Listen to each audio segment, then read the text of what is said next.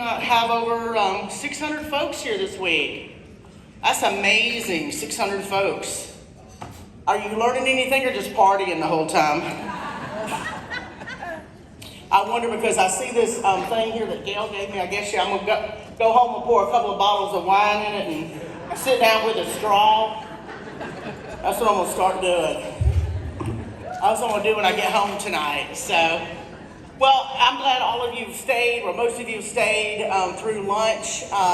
The lunch looked good. I didn't want to eat because I didn't want something in my teeth when I came up here to speak, but hope you have been enjoying your lunch and stay and sit and let's talk for a little while. And Gail is right. I do want to mention that Gail and Jason, Gail and I have known each other probably over 15, 16, probably 20 years by now. I've been with Ahca 29 years this year. But I knew Gail back in the day when she worked at Department of Elder Affairs. And so we've known each other and have worked together collaboratively since that time. So that's been so beneficial for us. We've kind of aged in place, right, Gail? We've been aging in place during this time. So, but really, our agency really does appreciate the partnership, collaboration that we have with each other.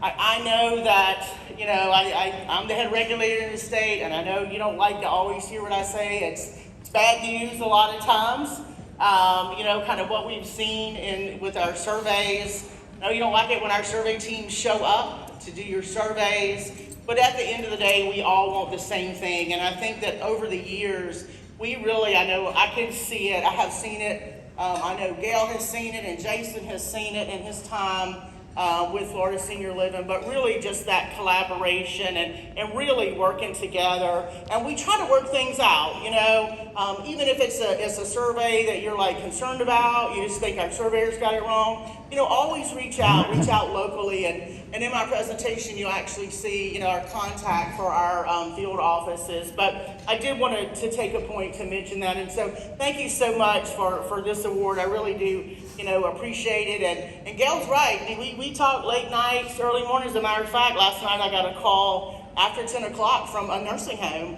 about an incident that was happening in their facility. So it's always good to get that calls, even if it's late at night, early morning, weekends, so that we know at the agency if something bubbles up and is in the news media. It's a lot better for us to say, yes, we are aware this facility notified us, and than for us to say, well, we were not aware, we didn't know. So thank you for always communicating with us.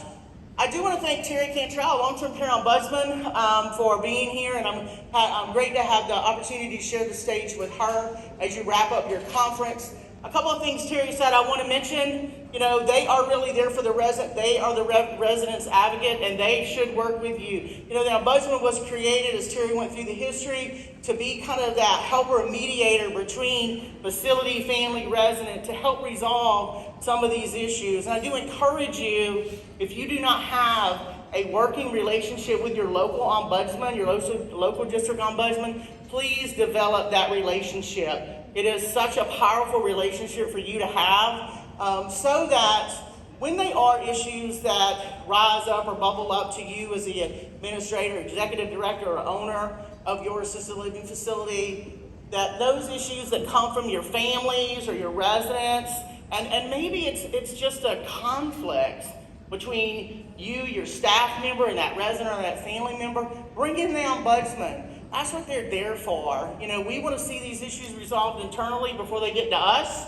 I know you'd much rather have your ombudsman come in and help you with something other than us coming in to do a complaint investigation. So I do encourage you to do that. One of the things Terry mentioned was a couple of numbers as far as statistics for our assisted living facilities and nursing homes and adult family care homes. I will tell you that as of right now, for the number of assisted living facilities, we have over 2,900 in the state of Florida, licensed and active. We do have a few that are inactive, but right now, those are the numbers that are licensed. Anybody know what the largest concentration of our assisted living facilities are? What area? Anybody know what part of the state? South. Down in South Florida, that's right. So Miami alone has over 800 assisted living facilities.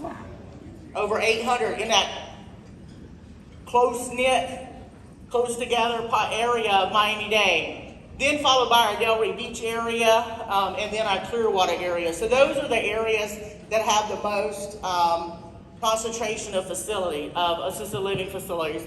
We know that a lot of them are smaller facilities. As far as 25 plus beds or more, we have over 1,000, a little over 1,000 in the state of 25 plus beds or higher of assisted living facilities. So just want to kind of give you a little statistics of where we stand. And as you know, we've kind of seen the numbers of assisted living facilities go up and down over time.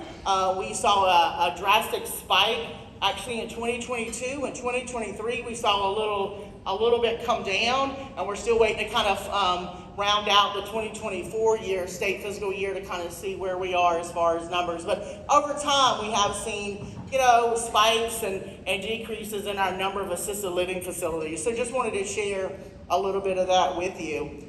So let's go ahead and get started and talk about ALS. So